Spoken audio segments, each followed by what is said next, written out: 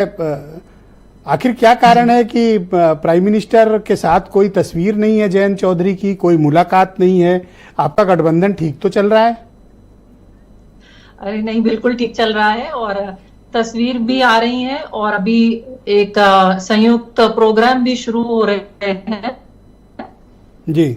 और केवल मेरठ से शुरू हो रहा है, मुजफ्फरनगर में भी होंगे, मंच पर मैं भी देख साझा रहा हूं करेंगे। कि कोई साझा कैंपेन, कोई साझा कार्यक्रम, कोई एक सोशल विजिबिलिटी, ये सब दिख नहीं रही। और पहले चरण के कल नॉमिनेशन भी खत्म हो रहा है। नहीं, कुछ तो है समस्या जो हमारे पास पूरा प्रोग्राम है। ओके। अभी साझा प्रोग्राम शुरू होने वाले हैं, मेरठ से हो रहे हैं। 30 तारीख को मेरठ में प्रोग्राम है, जयंत जी और मोदी जी मंच भी साझा करेंगे। तो ये हमारे पास कार्यकर्ताओं के पास सारे प्रोग्राम आ चुके हैं। ये बिजनौर से आपकी पार्टी इसी फेज में चुनाव लड़ रही है, इसी पहले फेज में ही। वहां पर क्या बीजेपी का कोई संयुक्त कार्यक्रम अभी तक देखने को नहीं मिल रहे हैं? हाई प्रोफाइल कुछ बड़े नहीं, वहां कोई भी समस्या है आपकी? नहीं, ऐसा है, जो प्रोग्राम शुरू हुए छोटे स्तर पर हुए हैं। पहले हमने गांव स्तर पे, ब्लॉक स्तर पे करे हैं प्रोग्राम विधानसभा में। अब आप देखेंगे अभी चांदपुर में प्रोग्राम है और जो कि संयुक्त है, साझा है। तो ऐसा नहीं है, मैं तो हर प्रोग्राम में भाजपा के और लोकदल के कार्यकर्ताओं को इकट्ठा ही देख रही हूँ। और जो बड़े नेता है वो जाहिर है वो थोड़ा अगले चरण में आएंगे। तो अब शुरुआत है परसों से। और इस बात का आप दावे से यकीनन कह सकती हैं कि स्थानीय स्तर पर आपकी पार्टी के पदाधिकारी बीजेपी के नेताओं के साथ परस्पर तालमेल बनाए हुए हैं? बिल्कुल, बहुत अच्छे से बनाए हुए हैं। इसमें बिल्कुल कोई शक की गुंजाइश नहीं है। ये तो हम जमीन पर देख रहे हैं। और एक बात मैं आपको कहूंगी, प्रोग्राम में हमने भी साझा किया था, संजीव बालियान जी जो मुजफ्फरनगर के संयुक्त प्रत्याशी हैं, तो उनकी सभा में ये बात आई थी कि ये एक बड़ा स्वाभाविक सा एक गठबंधन हुआ, क्योंकि जाट समाज में बड़ा खिंचाव था, तनाव था हर गांव में, घरों में, परिवारों में।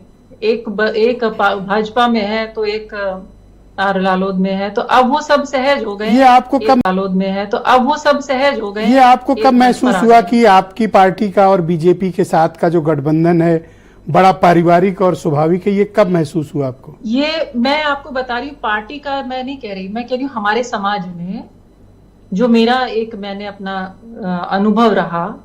कुछ प्रोग्राम्स में मैं गई तो मैंने देखा कि ऐसे लोग अब इकट्ठे हो गए जो एक ही गांव के थे। तो एक बहुत ही बिना किसी कारण का तनाव अपने आपस में बनाए हुए थे, वो खत्म हो गया। पर आप पिछली बार मेरे साथ डिबेट पर थी और आपका ये गठबंधन नहीं हुआ था। आप वही मनीषा जी हैं जो बीजेपी को दुनिया की सबसे खराब पार्टी बताती थी, महिलाओं की तो विशेष तौर पर विरोधी पार्टी बताती थी, जाट कम्युनिटी के खिलाफ बताती थी, किसानों को लेकर तो आपकी डिबेट बड़ी चर्चित रही है। ये हृदय परिवर्तन आपका कैसे हुआ मैडम? वही हूँ, नहीं, मैं अभी भी वही मनीषा हूँ और वो मुद्दे आज भी कायम है। देखिए, उन मुद्दों पर हम आज भी लड़ेंगे। ऐसा तो नहीं है कि महिलाओं के लिए सुरक्षा एकदम ठीक हो गई है गठबंधन होते ही, या किसानों के मुद्दे गायब हो गए हैं। वो मुद्दे आज भी हैं और उन मुद्दों को अब हम सत्ता में रहकर लड़ेंगे।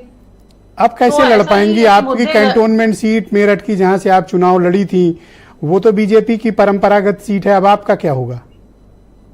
बीजेपी के साथ मिलकर लड़ेंगे। तो आपको तो नहीं मिलेगी ना वो सीट, वो तो बीजेपी को मिलेगी। उनकी सीटिंग है, आपको क्यों दे देंगे वो? हम जो है, हमारे नेता ने एक निर्णय लिया है तो हम तो उसमें काफी कूटनीति भी देख रहे हैं, दूरदर्शिता भी देख रहे हैं। आप ये देखिए कि अगर पर आपका स्पेस तो बंद हो गया ना आपके नेता के फैसले के बाद। आप देखिए आपके लिए कोई जगह बची है? चाहिए, हमें समाधान चाहिए। रास्ता हमने दूसरा अपनाया है। आप ये बताइए कौन सा वाला दूसरा रास्ता है आपका? हम जिस गठबंधन में पहले थे, आप बिजनौर की बात कर रहे हैं, बिजनौर में एक टिकट कट चुका है, कल नामांकन है, शायद दूसरा टिकट कटने वाला है शायद। तो असमंजस इतना है। आप बताइए प्रत्याशी, मुझे तो आपकी फिक्र है कि अब आपका आगे क्या होगा। नहीं, आप मेरी फिक्र मत करिए। हम आज भी उन्हीं मुद्दों पर कायम है और जहां भी मंच मिलेगा, जहां भी जगह मिलेगी, चाहे विधानसभा में, आज भी हमारे विधायक किसान तो अब आप कभी चुनाव तो नहीं लड़ते हैं? तो अब आप चुनाव नहीं लड़ेंगी, ये तय है? मैं क्यों नहीं लड़ूंगी, बिल्कुल लड़ूंगी। तो आपको कैसे अभी कैंट तो दे देंगे? उनकी सीटिंग है, आपको कैसे दे देंगे? हो सकता है दे दें, क्यों नहीं दे सकते, ये बिल्कुल कोई दे बात सकते नहीं, हैं। उनके सिटिंग एमएलए आपको क्यों दे देंगे? आप ना चैलेंज मत करिए, हो सकता है मिल जाए। कैसे मिल जाएगी? मुझे फार्मूला तो बताइए। अरे क्यों नहीं मिल सकती है? क्यों हम उन्हें भाई बताइए, मुजफ्फरनगर दे सकते हैं, आपको तो 2 वो बार हमें हरा मेरठ चुके कैंट हैं, नहीं दे कैसे वो सकते। आपको सीट दे दें? कोई जबरदस्ती हमने है? उन्हें मुजफ्फरनगर दे दी, वो हमें मेरठ कैंट नहीं दे सकते। हमें तो कोई अपने नेता एहसान पे नहीं भरोसा किया, है। आपके नेता को हरा के वो जीते थे संजीव बालियान।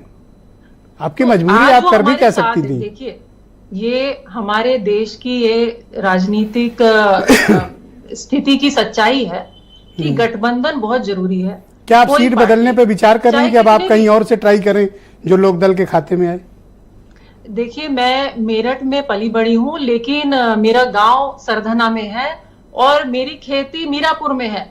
तो आप ये मत समझिए मैं पश्चिम यूपी में कई विधानसभाओं पे वो पैठ रखती हूँ, तो ऐसा तो नहीं है। संगीत सोम सरदना में क्या करेंगे? क्या वो संन्यास ले लेंगे? हो सकता है हमारा आप तो समर्थन देखिए करें। अब उनकी सीट पे भी दावा कर रही हैं। बिल्कुल कर सकती हूँ, हमारे तो नेता पे संगीत हमें सोम क्या भरोसा करेंगे है। फिर? और उनके 2 हमें बार, अपने एक बार ऊपर ये जीते हैं, विश्वास है। एक बार हारे हैं, तो आप उनकी सीट कब्जा लेंगी? कब्जा क्यों लेंगे, वो हमारा साथ देंगे, ऐसा भी तो हो सकता है। ठीक है, मैं आसिम वकार साहब को इनवाइट करता हूँ।